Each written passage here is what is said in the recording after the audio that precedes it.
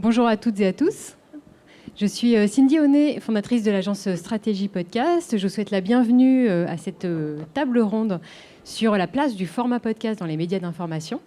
Alors depuis à peu près 2 ans, les médias traditionnels en fait, se sont lancés dans le podcast natif. Alors on va voir comment le format audio trouve sa place en fait, dans ces médias traditionnels. Quels sont ses atouts aussi quels sont ses atouts et quel en est le modèle économique. Voilà, c'est un peu les grands points qu'on va voir. Donc, pour en parler, nous avons 3 invités. Anne-Laetitia Béraud, qui est journaliste multimédia chargée de 3 podcasts quotidiens pour 20 minutes. Donc, Minute Papillon, Tout s'explique et L'été dans vos oreilles, c'est ça ? Pendant l'été. D'accord, ouais, pendant l'été, c'est ça. Xavier Yvon, rédacteur en chef et présentateur de La Loupe. Le podcast quotidien d'actualité de l'Express, et Thomas Rozek, rédacteur en chef et animateur de Programme B, le podcast d'actualité de Binge Audio.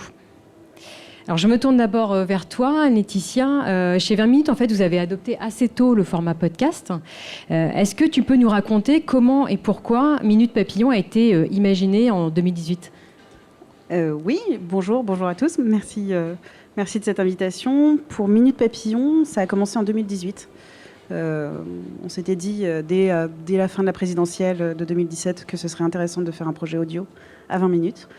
Et on est dans une rédaction donc web et vidéo, pas du tout dans l'audio. Donc on s'est dit comment faire, que faire, qu'est-ce qui serait intéressant.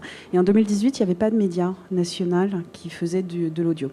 Donc au début, on a commencé à se dire pourquoi pas un flash info, pourquoi pas évidemment faire le daily du New York Times. Sauf que on n'avait pas les moyens.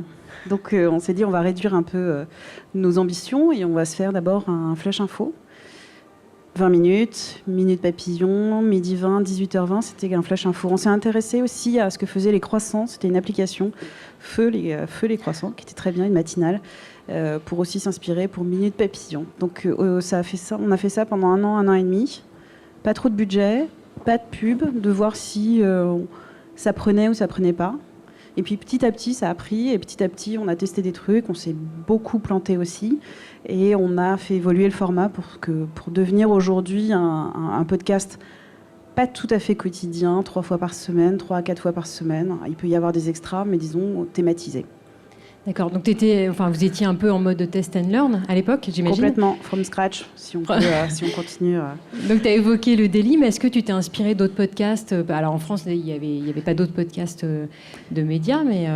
Alors j'écoutais beaucoup de podcasts indépendants, et c'est vrai que même si parce que je suis aux manettes de ces podcasts, je représente 20 minutes, je me suis beaucoup inspirée aussi des podcasts indépendants. Donc ce que je disais, les podcasts indépendants qui ont la force, la beauté, et parfois la pauvreté aussi de leurs moyens, donc parfois des sons pourris, mais au moins s'inspirer sur le ton, la proximité avec les interviewés, d'aller chercher à l'extérieur des paroles que nous n'avions pas et qu'on n'entendait pas forcément aussi dans 20 minutes au quotidien, et avoir un côté un peu chill et cool avec les gens. Ah oui. Et alors, de quelle façon tu t'es appuyé sur le contenu rédactionnel du journal pour choisir tes sujets, les écrire et... Est-ce qu'il y avait vraiment un lien avec le journal ? Oui et non. Oui, parce que en tant que média, on a quand même un besoin de promotion aussi, de se dire on est sur un nouveau média, on est sur l'audio.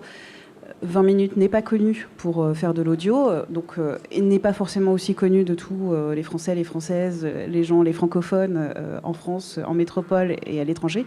L'audio peut aller chercher aussi ces nouvelles personnes. Donc il y a 2 choses. Il y a on fait un travail journalistique d'aller voir des gens, des spécialistes, je ne sais pas moi, par exemple Maud Lelière, présidente du comité de l'ONG l'UICN, pour parler de la biodiversité et des espèces moches qui sont en danger dans le monde, mais aussi une promotion et faire découvrir aussi les coulisses de notre rédaction en revenant sur des sujets un peu plus anciens, par exemple. Comment les journalistes de la rédaction ont couvert le procès de novembre 2015. Mais pas forcément vraiment dire ce qui se passe au jour le jour de ce qui s'est passé, mais aussi comment eux l'ont vécu. Donc une journée de procès, par exemple, c'est 15 heures. D'accord. Donc c'est deux axes de travail un peu différents. Un peu différents. Et au niveau des sujets, des thématiques abordées, ça suit en fait ceux du journal. Vous restez sur la même ligne éditoriale. Oui, à peu près. Oui, tout à fait. En 20 minutes, donc on est vraiment dans les sociétés, on parle aux jeunes, donc on essaie d'avoir une cible qui a 18-30 ans, 18-25. Donc les sujets société, les sujets environnement, ça marche bien. Les sujets santé et sexualité, le podcast du vendredi, ça marche bien aussi. Et aussi, on a après des séries, notamment culture, et ça marche bien aussi. D'accord. Et toi, tu viens de la presse écrite. Tout à fait. Donc, tu as découvert en quelque sorte l'écriture de podcast. Est-ce que c'est assez différent? Est-ce que ça a été difficile au départ? Ah oui, parce que 15 ans, pour la faire très courte, 15 ans en tant que journaliste politique, rubricarde sur la droite et l'extrême droite, passer au mode chill, on va parler de sujets de société et avoir un ton qui soit de proximité avec les gens, parce que c'est ça qui est je trouve le plus intéressant. Ça n'a pas forcément été facile, oui c'est vrai. Surtout qu'on n'avait pas de moyens, et ça, je pense que dans les rédactions, dans nos médias, c'est ça la difficulté numéro 1, c'est qu'aujourd'hui, au quotidien, je me rapproche plus d'un podcasteur indépendant, même si c'est bizarre de le dire, même si je représente 20 minutes. Et là aujourd'hui, alors au niveau ressources matérielles, humaines, vous êtes combien dans l'équipe? Alors, je suis seule au quotidien. Il y a un chef de service qui a un podcast avec la rédaction de Science et Avenir pour le podcast 6e Science. Sinon, les journalistes aujourd'hui de la rédaction des sports font leur propre podcast. Et voilà, donc c'est à peu près ça. Quand on a trop de trucs, on fait appel aussi à une agence pour le montage-mixage. Mais sinon, c'est surtout en interne. Externaliser un peu plus la post-prod et quand il y a besoin. Mais c'est pas à chaque fois. D'accord. Et au niveau de l'audience, j'imagine que tu as vu évoluer cette audience, puisqu'en 2018, elle n'était pas la même qu'aujourd'hui. Ouais. Qu'est-ce que tu as pu constater au niveau, alors peut-être de l'âge, au niveau déjà du nombre d'écoutes aussi? J'imagine que ça a dû exploser. Oui, le 18 avril 2018, il y a eu 32 écoutes pour le premier podcast, je me souviens. Donc 18, c'est un début.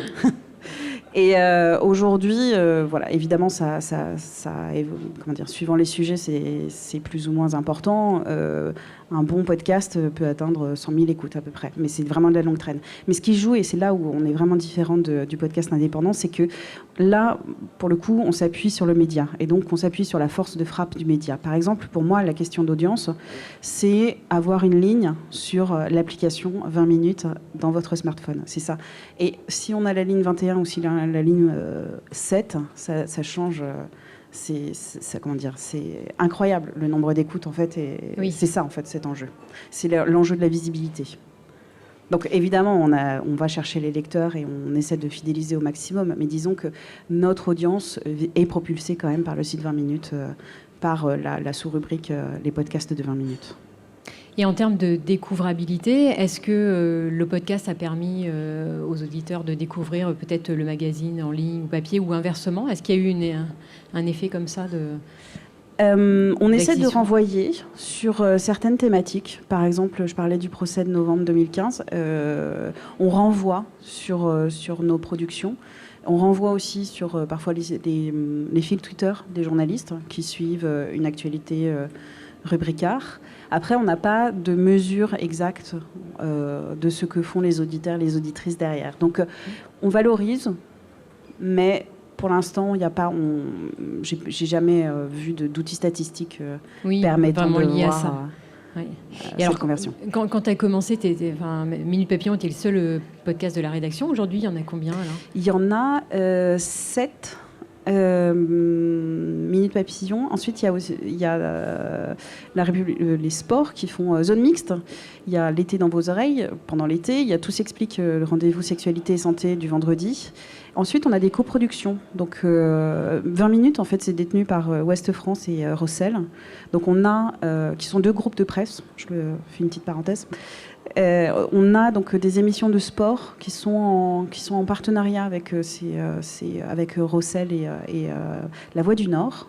Donc ça, c'est 100% Lens et 100% Lille. On a aussi donc 6e Science qui est en partenariat avec Science et Avenir et qui parle de science. D'accord. Bien, merci beaucoup. Merci. Alors Xavier, toi tu viens de la radio et tu as rejoint le groupe L'Express il y a un peu plus d'un an. Et en juin 2021, tu as lancé La Loupe. Est-ce que tu peux nous expliquer en fait comment nous rappeler en fait le concept de La Loupe et le choix que tu as fait pour la forme sonore? Bonjour et merci pour l'invitation. Oui, alors juste pour un tout petit retour en arrière, l'Express a été racheté il y a environ 2 ans par Alain Veil, qui veut en faire un groupe de médias puissant avec l'objectif d'en faire The Economist à la française, présent sur tous les supports, donc le print évidemment, le web, les podcasts et les vidéos. Et donc moi j'ai été recruté pour fabriquer des podcasts. Et donc le premier podcast, c'est un quotidien, un daily, La Loupe. Et le concept, c'est assez simple, c'est donc tous les jours un podcast qui prend un sujet d'actualité et qu'on explique. Donc c'est un podcast de type explainer, c'est vraiment un décryptage de 15-20 minutes, un sujet qui est plus ou moins lointain dans l'actualité et qui parle de transformation. Donc que ce soit des transformations, alors beaucoup numériques, tech, climat, sciences et santé, mais ça peut être aussi transformation géopolitique, on en a fait pas mal ces derniers temps. Et pour la forme, le choix, alors moi je revenais des États-Unis où j'étais correspondant pendant un peu plus de 4 ans pour Europe 1. Donc je me suis beaucoup nourri aux podcasts américains et au ton des podcasts américains. Et j'ai choisi une forme qui voulait être très conviviale, très rythmée, très ambiancée. L'idée, c'était vraiment de s'interdire pas grand-chose, tant qu'on reste dans la rigueur de l'information, mais tout ce qui est au service de la pédagogie et du rythme, parce que voilà, l'idée, c'est que c'est un podcast qui est disponible à partir de 6h du matin et que vous devez mettre comme vous pouvez dans votre routine quotidienne, que ce soit la douche, le commute le matin, le soir, le vélo pour Cédric, voilà, qui fait des grands signes. Et donc, il faut garder un rythme, une dynamique pour attraper l'oreille de l'éditeur et qu'il ne la lâche pas et qu'il s'intéresse, même à des sujets qui sont parfois un peu ardus. On choisit souvent des sujets un peu compliqués, en économie notamment, qui ne parlent pas forcément à tout le monde, mais auxquels on donne une forme parfois immersive. On n'hésite pas à s'immerger dans le métavers pour expliquer ce que c'est. On n'hésite pas à prendre une fusée pour aller expliquer les enjeux du New Space et de l'orbite basse. On n'hésite pas à aller dans un musée pour expliquer les NFT. Voilà. Et on a inventé plein de petits outils, pareil, au service de la pédagogie. On a une armoire, donc on entend l'armoire, on l'ouvre, on la ferme, on sort des archives d'autres épisodes qui font référence à ce dont on parle, ou alors on y glisse des définitions qu'on ressort dans d'autres épisodes, voilà, etc. Et donc c'est cette forme-là qu'on a choisie. Alors c'est quand même des codes assez différents par rapport à la radio, c'est plus créatif, plus libre. Est-ce que ça a été compliqué pour toi de t'adapter à cette forme d'écriture? Ça faisait 17 ans que j'attendais ça. Non, oui, alors oui et non. Ce qui est sûr, c'est que c'est beaucoup moins codifié que la radio, et donc on peut se permettre plus de choses, tout en gardant, et ça, c'est mes années radio et de news radio qui m'ont apporté ça, évidemment la rigueur de l'information et la faculté à expliquer, à être pédago. Mais non, en fait, c'est plutôt facile dans le sens où c'est super enthousiasmant, parce qu'on peut tester plein de trucs, et les moments que je préfère, c'est quand, avec l'équipe, on réfléchit à créer de nouveaux gimmicks, de nouvelles formes. Quand il y a des épisodes un peu spéciaux qu'on a envie de faire, on se dit qu'est-ce qu'on pourrait trouver, même dans l'intro, un truc un peu sympa pour qu'on plonge l'auditeur dans cet épisode-là. Alors, par exemple, on a inventé récemment un téléporteur. Donc, on se téléporte à certains endroits. Pratique. C'est plus pratique que des billets de train ou des billets d'avion. Et c'est neutre en termes de bilan carbone. Voilà, donc ça, en fait, ça a été assez facile parce qu'il suffit d'être créatif et c'est hyper enthousiasmant. Et alors, quand vous partez sur la Lune, vous êtes combien dans l'équipe? On n'est pas encore allé, mais pas encore, non. On est en orbite basse pour l'instant. Et vous êtes combien dans l'équipe alors Alors dans l'équipe podcast proprement dit, moi j'ai 2 journalistes qui travaillent avec moi à plein temps, un réalisateur, pas encore à plein temps, presque. Et de temps en temps, en fonction des projets, je fais appel à des pigistes. Voilà, mais c'est vraiment un rythme. Donc c'est tous les jours, du lundi au vendredi. Et on a un format un peu différent le vendredi. On a fait évoluer la formule parce que c'était un peu dur de tenir le rythme des épisodes de 15-20 minutes très produits chaque jour. Et donc, un de nos outils, un de nos premiers outils qui est l'armoire, on l'a transformé en format du vendredi, c'est-à-dire que c'est un format plus court. Et là, on prend un mot, une notion, un terme qui est dans l'actualité, que vous entendez revenir régulièrement, et vous n'êtes pas totalement sûr de savoir de quoi il s'agit. Et ben, on prend 5 minutes, on ouvre l'armoire, Il y a un de nos journalistes qui vient nous expliquer la définition, et puis on ferme l'armoire au bout de 5 minutes. Et normalement, vous êtes capable de l'expliquer. D'accord. Donc il y a vraiment, ça répond à un enjeu pédagogique de rendre accessibles des informations complexes. Et est-ce que tu peux rappeler qui est la cible exactement ? Tout le monde. Tout le monde, grand public. Voilà, c'est grand public. Alors après, c'est sûr que de toute façon, le podcast a une cible plus jeune que le lecteur abonné à l'édition print de l'Express, c'est évident. Mais il y a quand même 2 objectifs. C'est à la fois d'amener des auditeurs de podcast à la marque L'Express et au contenu de l'Express. Donc, dans le podcast lui-même, on fait beaucoup référence à ce qui se fait sur le site, dans le magazine. Et puis, c'est aussi d'amener les lecteurs de l'Express au podcast. Donc, il y a beaucoup de passerelles. D'accord. Est-ce que tu t'inspires des ressources de l'Express ? Est-ce que tu vas voir des journalistes pour parler de sujets ? Est-ce que tu les interviews ? Alors, la matière première de La Loupe, c'est la rédaction de l'Express. D'accord. C'est la production de la rédaction de l'Express. Donc, leurs articles, leurs enquêtes, leur décryptage. Et les journalistes de la rédaction sont presque nos personnages de podcast. Il y en a, voilà, on a fait des personnages récurrents parce que souvent on les fait revenir, soit on les appelle au téléphone, soit on leur envoie un SMS, ils arrivent en studio, enfin voilà, il y a toujours un peu une mise en scène, mais c'est vraiment eux qui sont nos intervenants premiers dans la loupe. Après, on fait aussi appel à des experts extérieurs, parfois des témoins, on utilise toutes les ressources, donc quand il y a des grandes interviews qui sont faites par... de personnages qui sont faites par la rédaction, souvent on les utilise. On a fait par exemple un podcast avec la lanceuse d'alerte de Facebook, puisque l'Express l'avait en interview, donc on en a profité. On a un journaliste spécialisé dans les transports qui allait interviewer le patron d'Uber à San Francisco, on en a profité, on a fait un podcast. Voilà, donc on utilise essentiellement le travail de la rédaction. D'accord.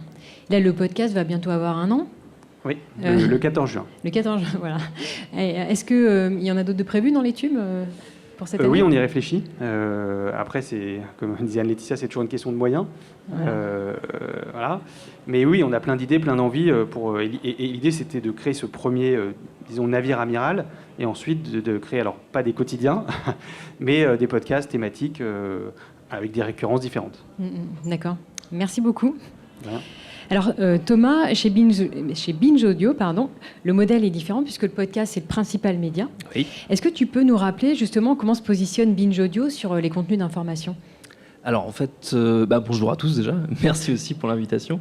Binge Audio, c'est un studio de podcast, effectivement, il n'y a pas de média sur lequel on est adossé, c'est-à-dire qu'on n'est pas adossé à un journal, on n'est pas adossé à une autre entreprise de médias, on est un peu tout seul. Et l'idée, c'est de produire essentiellement du contenu audio. Et au début, les 3 premières années, on va dire, on était très focalisé sur la pop culture, sur des sujets liés au divertissement, puis après liés à des questions sociales comme le féminisme, par exemple, qui était un axe de travail très important chez nous. Mais rapidement, s'est imposée l'idée qu'il y avait des choses à faire autour de l'information de manière générale, autour de l'actu. Et donc l'idée de créer Programme B entre 2017 et 2018 a commencé à germer. On a lancé ce podcast à la fin de l'année 2018 sous la forme du coup d'un podcast quotidien d'info. C'est plus aujourd'hui un podcast quotidien parce qu'on a depuis septembre on a un petit peu changé notre fusil d'épaule, mais en tout cas voilà, c'est l'axe qu'on a choisi. C'est-à-dire qu'on a gardé un peu notre manière d'aborder les choses, nos biais, nos centres d'intérêt et notre façon de traiter les sujets, mais qu'on a élargi le spectre en s'attaquant à peu près à tous les sujets qui peuvent passer dans l'actu. D'accord. Et dans Programme B, alors comment est-ce que tu traites l'actualité dans les épisodes au niveau du format, du ton, de l'intention ? Alors c'est très variable.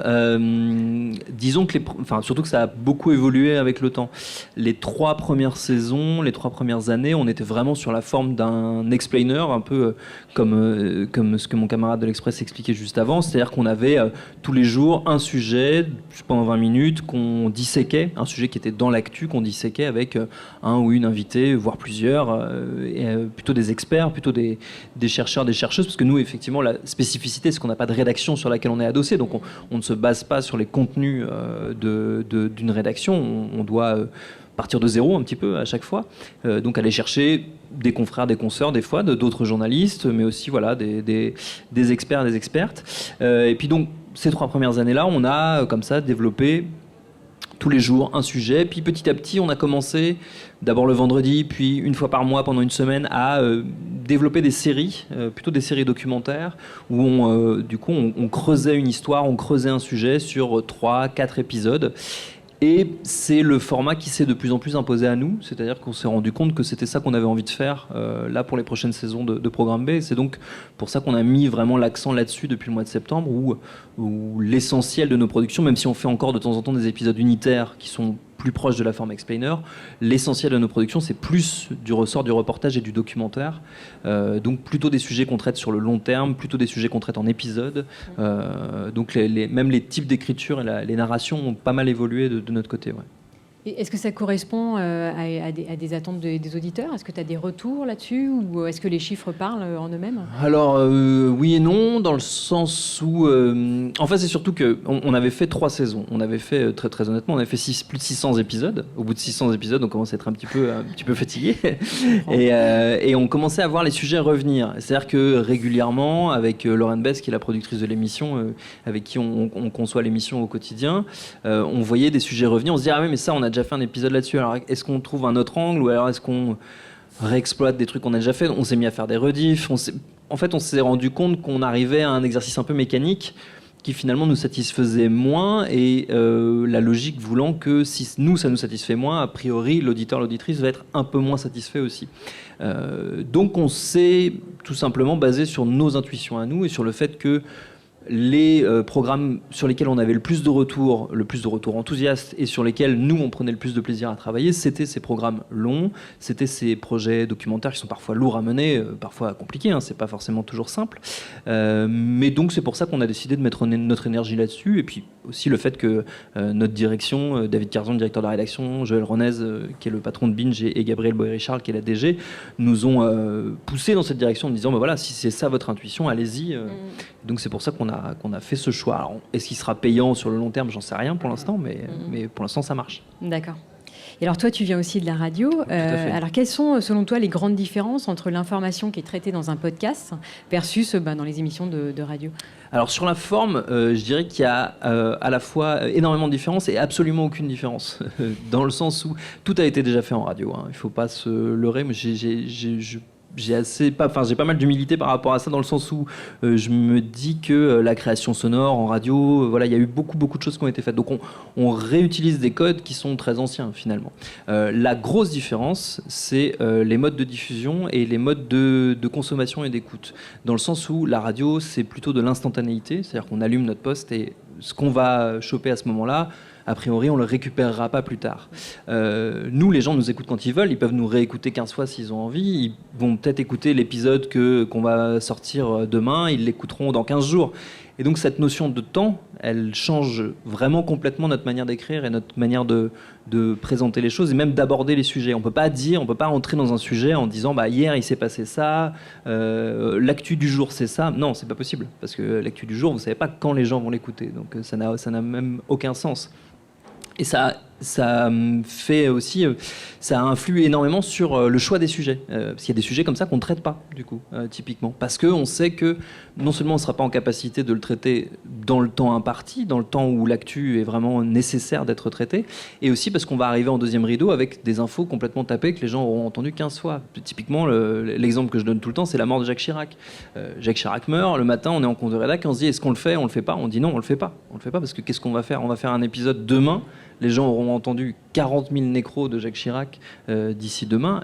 Personne n'aura envie d'écouter cet épisode et nous-mêmes, il ne nous intéresse pas. Donc ça, voilà, c'est ça. Pour moi, la grosse différence, elle est là. D'accord. Okay. Et puis après, faire attention à ce qu'effectivement le contenu ne se périme pas trop tout vite à pour fait. pouvoir être réécouté. Très bien, merci beaucoup. Avec Alors, plaisir. Anne-Laetitia, quels sont selon toi les atouts et les forces du podcast pour un média d'information? Vous avez 2 heures. Que tu as pu identifier dans les grandes lignes, bien sûr. Les forces et les faiblesses du podcast dans un média d'actu. Est-ce que tu développes davantage le contenu? Est-ce que tu insuffles davantage de pédagogie, comme expliquait Xavier, par exemple, pour rendre accessibles des informations complexes? Alors, si on parle juste, sur le ton, la proximité avec l'auditeur et l'auditrice, oui, évidemment, entre un papier qui fait 10 000 signes et 10 minutes, 15 minutes de son, c'est sûr qu'on ne dit pas la même chose, on ne dit pas la même chose de la même manière. même nos silences et nos que je suis une spécialiste de faire ça, et des quoi à la fin de mes phrases, je dis pas du tout la même chose que mes consoeurs et mes confrères de la rédaction. Donc oui, évidemment, ça c'est la chaleur de la voix remplacera jamais. Ou plutôt l'écrit ne remplacera jamais la chaleur de la voix et ce qu'on dit, les interviews que je fais avec mes intervenants. Oui, parce que c'est tout petit peu différent. Je fais assez peu d'explainers, un petit peu, mais pas beaucoup. Je fais plutôt des interviews avec des personnalités experts ou non, à l'extérieur. Voilà. D'accord. Donc il y a quand même un côté plus humain. Il y a un côté humain, il y a un côté aussi où les gens, alors avec beaucoup d'humilité, me retrouvent assez régulièrement en fait sur les programmes. Donc il n'y a pas beaucoup de changements dans la voix. Donc si on connaît ma voix avec mon nez bouché, c'est toujours moi qui parle avec mon nez bouché tous les jours et tous les jours encore. Donc voilà, il y a une régularité et une perception, alors parfois avec des biais, parce que je ne suis que moi-même, sur les sujets, sur une approche sur certains sujets qui m'intéressent aussi particulièrement. Donc je pense que je module aussi ce programme en fonction de mes intérêts. Très bien, merci. Est-ce que c'est une réponse ? Je ne sais pas. C'est une forme de réponse. Merci. Xavier, dans La Loupe, vous proposez en fait une forme d'immersion, on vous suit un peu dans les coulisses, vous expliquez un peu votre démarche. Est-ce que c'est une manière justement de rendre un peu plus transparente la démarche du journaliste et puis d'être encore un peu plus peut-être pédagogique est-ce que c'était le but ? Oui, alors quand on fait de la coulisse, entre guillemets, c'est vraiment quand ça a un intérêt d'information éditoriale. C'est-à-dire quand on explique pourquoi, notamment je pense à une journaliste société qu'on fait intervenir régulièrement parce qu'elle va très souvent se balader dans certaines villes en France, certains endroits pour faire beaucoup de sujets société sur le féminisme dans une petite ville, ce genre de choses. Et en fait, elle nous explique toujours au début pourquoi, avec la rédaction, elle a choisi tel endroit. C'est toujours justifié par des questions sociologiques, électorales, économiques, etc. Mais c'est toujours très intéressant. Et ça, c'est quelque chose qu'on n'a pas forcément quand on lit le papier. Savoir pourquoi on est allé à Orléans sur le féminisme. Voilà. Donc ça on le fait quand ça a cet intérêt-là. Et après, oui, l'intérêt de rendre humains les journalistes, il est quand même là. Et alors, quand j'étais aux États-Unis, j'ai assisté à la naissance du Daily du New York Times que tu mentionnais tout à l'heure. Je me dis, tiens, c'est bizarre, le New York Times fait de la radio, ça va donner quoi ? Bon, voilà, on sait ce que ça a donné. Mais c'est arrivé à un moment où donc, Trump venait d'être élu. Il y avait un énorme appétit, besoin de comprendre ce qui se passait dans la société américaine pour les Américains. En fait, l'un des premiers bilans du Daily, c'était de se dire, tous ces journalistes, toutes ces plumes qu'on ne connaissait pas, qu'on lisait, en fait, c'est des voix, c'est des gens qui parfois disent ce qu'ils ressentent quand ils font leurs reportages ou leurs analyses, qui ont... je trouve qu'il y a quelque chose de plus honnête, parce que quand on entend quelqu'un parler, on sait que c'est un être humain avec ses biais, que l'objectivité n'existe pas. On essaye d'être... Le travail du journaliste, c'est d'être honnête, c'est-à-dire de présenter les choses et les faits de manière honnête, mais l'objectivité, c'est pas possible. On est tous des prismes, et donc l'info passe par nous, elle ressort, et on a un prisme tous différent. Mais au moins, il n'y a pas de tromperie sur la marchandise. Ce qui est écrit, parfois, ça a valeur de sanctuaire, parce que c'est écrit noir sur blanc, c'est du papier. Et là, on vous le dit à l'oreille, et donc vous savez que c'est un autre être humain comme vous qui le dit, avec ses défauts, mais qui explique sa démarche, et qui est d'être honnête dans la présentation des informations. Merci. Et toi, Thomas, tu incarnes alors le podcast. Est-ce que ça a été compliqué de passer au jeu après avoir été journaliste radio Oui, c'était pas forcément évident. Après, moi, j'ai fait plein de métiers différents à la radio, où j'étais aussi chroniqueur, ça, où on utilise un ton un peu différent, et ça peut s'en rapprocher des fois. Mais effectivement, moi, j'avais connu la radio très classique, comme Xavier, je pense, comme moi quand j'étais à France Info, où le jeu n'a pas sa place.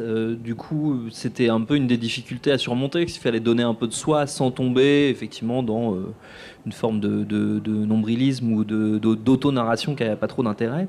Mais pour le coup, je souscris complètement à ce que Xavier vient de dire. C'est crucial même, et c'est un des rôles, je trouve, très intéressants du podcast dans le milieu médiatique, dans le secteur de l'information, c'est justement de peut-être aider alors il ne peut pas le faire tout seul, mais de participer au fait de retisser un peu du lien et retisser un peu de la confiance entre nous et les auditeurs, auditrices. Savoir que les journalistes sont une des professions les plus détestées en France. Je crois qu'on est sur la 2e marche du podium. Nous ne sommes plus les premiers, mais nous avons longtemps été les premiers. Ça veut dire quelque chose.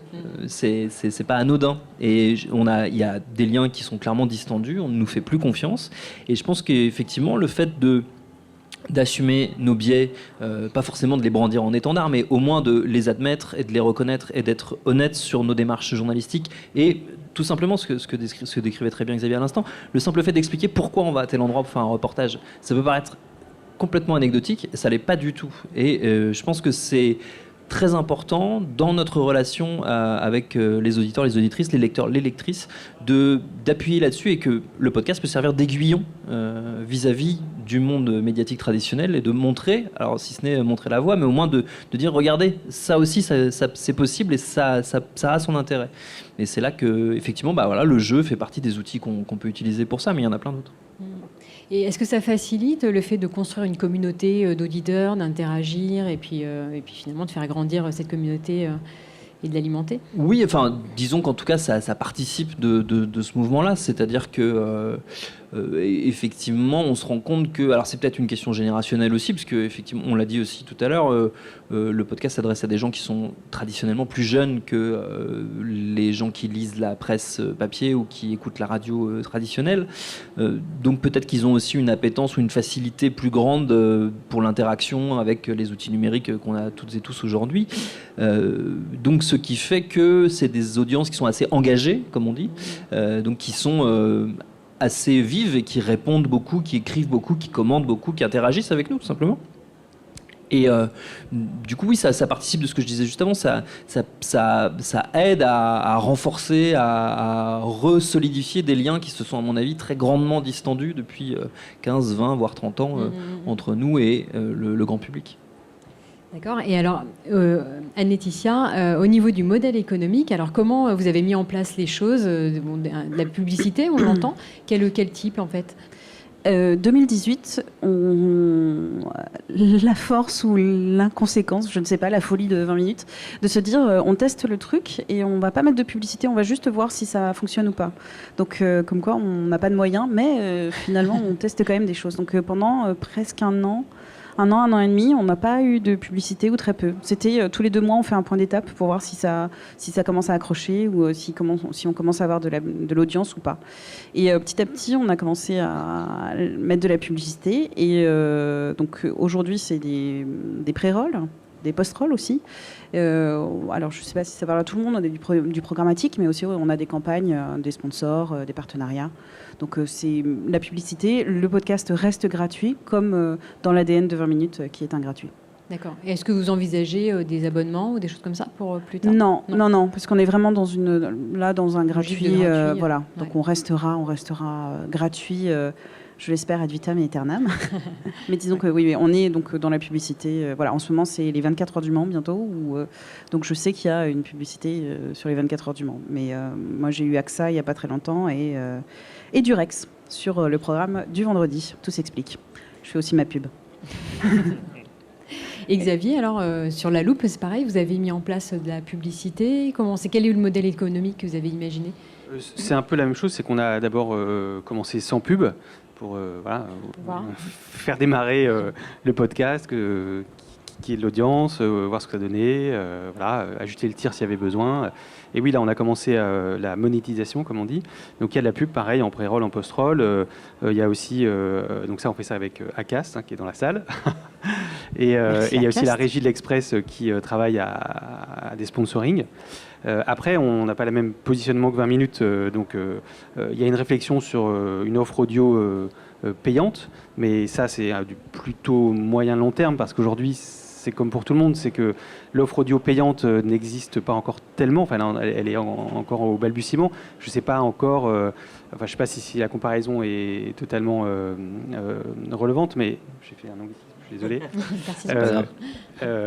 Mais au début, le web, tout était gratuit, donc pourquoi payer pour un abonnement au Monde quand on a l'info partout? Et au bout d'un moment, on s'est rendu compte que quand on cherchait certains contenus, que ce soit thématiques ou voilà, il fallait payer pour avoir de l'info. Et j'imagine qu'on va y arriver au podcast, mais on n'y est pas encore. Aujourd'hui, je crois que la plupart des gens qui sont prêts à payer pour des podcasts, c'est pour avoir des enfants qui se tiennent tranquilles à l'arrière de la voiture parce qu'on a passé toutes les Odyssées de France Inter. Voilà, et peut-être les fans de Christophe Ondelat. Mais aujourd'hui, voilà, une offre d'infos payante podcast, il faut la construire. Bien sûr, ouais. Et chez Binge Audio, enfin pour Programme B en tout cas, Ouais. c'est pareil, vous avez mis en place de la publicité, du Tout à fait. sponsoring classique et aussi des contenus additionnels. Oui, enfin, de toute façon, Programme B n'a pas un modèle économique propre, on va dire. C'est le modèle économique de Binge Audio, globalement, oui. Donc, il y a des sponsoring, il y a du sponsoring. Il y a, après, on a toute une activité, nous, chez Binge, de production de contenu pour des tiers, qui est notre activité commerciale centrale. Enfin, c'est comme ça qu'on gagne de l'argent, qu'on essaye d'en gagner. Et plus des activités annexes, une activité d'éditeur, une activité de spectacle aussi. Enfin, on essaye de faire plein de choses différentes et on réfléchit effectivement, mais là pour le coup, comme tous les acteurs du podcast et comme tous les studios du podcast, on réfléchit à ce modèle du payant qui commence à émerger mais qui est encore embryonnaire et qui va demander encore un petit peu de réflexion avant de trouver son rythme de croisière et de trouver son public, je pense. Et au niveau des insertions publicitaires, est-ce que les marques n'ont pas peur d'être associées à des contenus ou des sujets qu'ils ne maîtriseraient pas? Enfin, si quelqu'un veut répondre. Alors peut-être, mais il faudrait poser la question aux marques. Peut-être que vous n'avez pas eu de retour. Non, après nous on a un droit de regard plus ou moins sur aussi les annonceurs qu'on reçoit. D'accord, oui. Après il y a disons différents types de publicité. Il y a de la publicité effectivement programmatique, comme on l'évoquait tout à l'heure, qui là peut nous venir par des régies, donc par Acast typiquement. Voilà. Il y a aussi des publicités qu'on produit en coopération avec les marques, où là parfois moi je vais prêter ma voix, typiquement pour certaines publicités. Là pour le coup on fait des choix assez drastiques sur les sponsors pour lesquels je prête ma voix ou je ne prête pas ma voix. Mais là, c'est des discussions effectivement au sein de l'équipe et on a une très grande liberté de ce point de vue-là. D'accord. Effectivement, c'est quand même engageant. Donc, Ah, toujours, oui. Ok, très bien. Je vous propose de laisser un peu la place au public. Si vous avez des questions à poser aux invités. Alors, il faudrait venir au micro poser votre question, s'il vous plaît. Il y a un micro là, comme à l'école des fans. J'ai des références extrêmement récentes. Oui, tout à fait. Mais je l'ai la référence. Super. Moi, j'avais une question plutôt pour Anne-Laetitia et pour Xavier. Est-ce qu'au sein des rédactions, vous avez des journalistes qui ont lancé leur propre podcast à part du média? C'est-à-dire qu'ils se sont lancés en indépendant, en podcasteurs indépendants. Et quels ont été les liens? Est-ce qu'il y a eu des relations, des échanges, etc. entre vous et ces journalistes-là? Alors, je sais que j'ai des petits collègues, confrères et consoeurs qui ont lancé des podcasts avec vraiment leur propre nom, vraiment séparés du média. Et aujourd'hui, il n'y a pas de connexion entre voilà, les podcasts de 20 minutes et leur propre production en indépendante. Donc oui, il y a un intérêt assez fou, peut-être que Xavier va le dire, mais des rédactions web, vidéo, écriture sur le podcast. Il y a une appétence incroyable. Même quand on doit parler aux confrères et aux consoeurs de la rédaction pour faire des sujets, ils sont là. Super. La vidéo, non. Mais le podcast, ouais, pourquoi pas, c'est cool. Et c'est pour ça, oui, tout à fait. Et il y a une certaine facilité à créer son propre podcast. Voilà, un micro, un enregistreur, un nez bouché, et c'est parti, quoi. Donc oui, aujourd'hui, c'est ça. Oui, non, mais c'est vrai que les confrères de la rédaction se battent à l'entrée du studio pour participer au podcast tous les jours. Et voilà, il y a toujours des morts et on prend celui qui survit. Non, mais je rigole, mais c'est vrai qu'il y a, comme tu dis, une appétence incroyable et vraiment géniale des rédactions à participer au podcast. Et moi, j'avais voulu, quand je suis arrivé à l'Express, construire un studio. C'était un très grand mot, mais c'est une pièce un peu insonorisée avec des micros.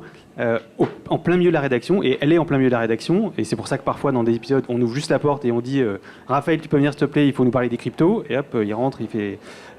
et donc le fait d'être au milieu de la rédac, on est tout le temps, on vit ensemble, on va à la cantine ensemble, voilà, et on va chercher les sujets auprès des journalistes, et il y a vraiment, en tout cas dans la rédaction d'Express, un enthousiasme, personne ne dit jamais non, on vient même nous proposer des sujets, il y a des journalistes qui ça fait longtemps qu'ils ne sont pas passés, alors ils viennent, disent oui, j'ai fait tel sujet, ça pourrait faire un podcast, etc. Donc il y a vraiment une envie. Il n'y en a aucun, pour répondre à votre question, qui, à ma connaissance, se fait de podcast à part. Après, je suis arrivé il y a un peu moins d'un an. Peut-être que de faire des podcasts avec nous, ça leur donne envie d'en faire à eux, peut-être, parce que pour beaucoup, c'était une première expérience au micro. C'est beaucoup de journalistes de presse écrite, en hebdo, donc qui ont moins cette expérience-là de la radio, mais ça va peut-être susciter des vocations. Bonjour. Si j'ai bien compris, aujourd'hui, le podcast apporte une richesse à la partie presse écrite. Est-ce que vous voyez un switch, c'est-à-dire vous commencez à perdre des lecteurs qui commencent à être que sur l'écoute du podcast? Et si on pousse à l'extrême, est-ce qu'à un moment donné, le côté écrit va peut-être vraiment diminuer fortement? Enfin, le public de la presse écrite va fortement diminuer au profit du podcast? Tu veux répondre ? Alors, non, clairement non. Pour le seul cas de 20 minutes, qui est un papier, un web, vidéo et podcast, là où on a perdu des lecteurs, c'est aussi pendant le confinement, surtout pour le papier. Et depuis le confinement, les gens ne sont pas forcément revenus à prendre des journaux papier, et peut-être aussi que l'habitude de prendre des journaux papier gratuits à la sortie du métro n'est plus là, et que maintenant c'est seulement le téléphone portable qu'on a dans la poche. Donc ça, il y a des lecteurs qui sont partis, des lecteurs qui étaient sur le papier. On a gagné néanmoins des lecteurs toujours sur le web. Il y a toujours les lecteurs sur le web regardent aussi des vidéos. Parfois, on leur sert aussi de manière un peu forte, parce qu'il peut y avoir des mécanismes pour faire voir des vidéos.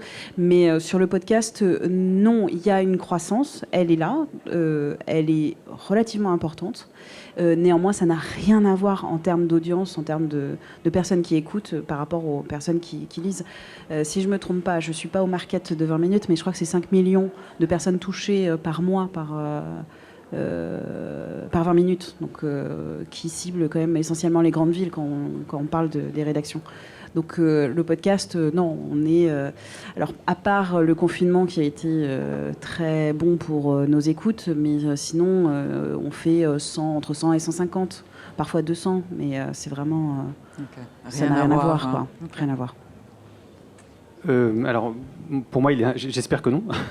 J'espère qu'il n'y a pas de lecteurs de l'Express qui se désabonnent pour juste écouter la loupe. Mais a priori non, et en plus c'est vraiment beaucoup trop tôt pour voir ça. Au contraire, le but de la loupe, c'est de faire connaître le nouvel Express, parce que ça fait 2 ans que l'Express a changé, que c'est plus du tout un newsmag français comme on l'a connu. Et donc, l'un des buts de la loupe, c'est de faire rayonner la marque L'Express et de faire savoir ce qu'il y a dedans, quels sont les journalistes, de quels sujets ils traitent. Donc c'est d'amener des lecteurs supplémentaires à L'Express. Ça, c'est très difficile d'avoir des statistiques là-dessus. On n'a pas une petite case qu'on coche pour dire je me suis abonné parce que j'ai entendu la loupe. Mais non, clairement, le but, c'est plutôt de faire grossir l'audience en général que de faire un jeu de vase communicant.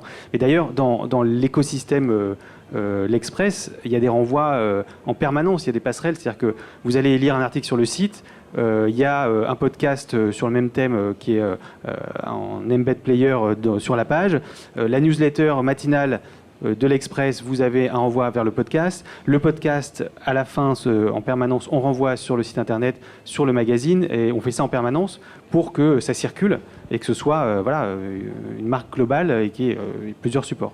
Et vous êtes à combien d'écoutes sur la loupe, vous savez? On est aux alentours de 200 000 par mois. D'accord. Merci beaucoup. Merci.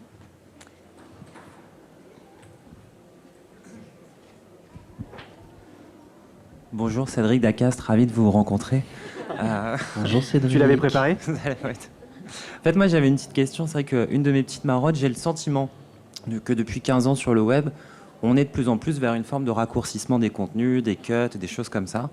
Et en fait, j'ai aussi le sentiment un petit peu qu'avec le podcast, mais c'est la question que je vais vous poser, est-ce que vous pensez que le podcast ramène un petit peu à des retours d'intérêt pour des formats un peu plus longs d'analyse et d'enquête qui ont peut-être été pendant un moment vachement moins consommés sur le web et au sein Tout le monde me regarde.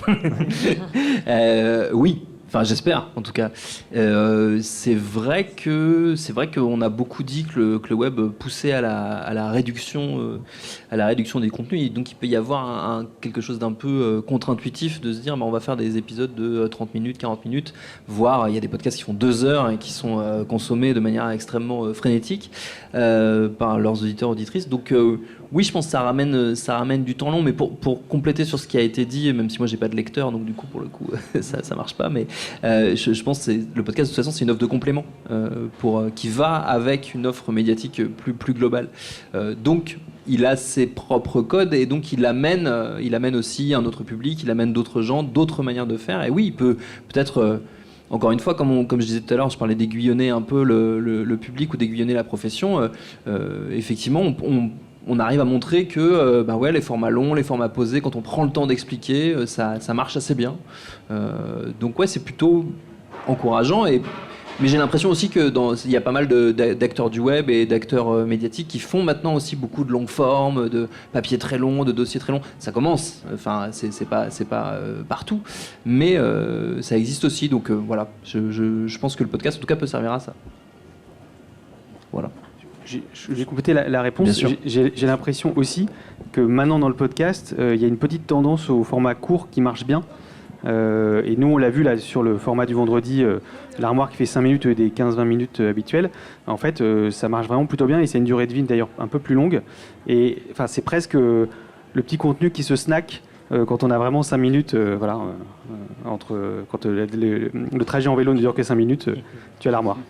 D'ailleurs, les contenus très, très rapides font des très, très bons scores, quoi. Oui. Donc oui, nous, on ne s'interdit pas, au contraire, de faire aussi des formats qui sont un peu courts. Ouais. Après, sinon, j'avais une autre question un peu plus. Est-ce que, justement, dans les 3 podcasts, il y a une forme d'humour ou de création, en tout cas, qui pourrait paraître un peu contre-intuitive dans un média d'information ?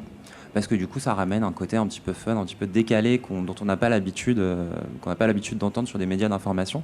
Est-ce que vous pensez que ça, c'est important ? Comment est-ce que vous avez aussi cette approche-là ? Comment est-ce que vous intégrez dans l'information ces aspects un peu plus fun, décalés, immersifs ? On me regarde. Alors, je suis pas... comment dire ? Je ne vais pas me dévaloriser, mais je ne suis pas la fille la plus drôle du monde. Mais j'adore se détendre un peu, quoi. On est dans le podcast, alors je ne viens pas de la radio. Mais ouais, il faut se détendre, un peu chill. Arrêtez de s'emmerder quand on écoute un programme. Et même, ça peut être un programme...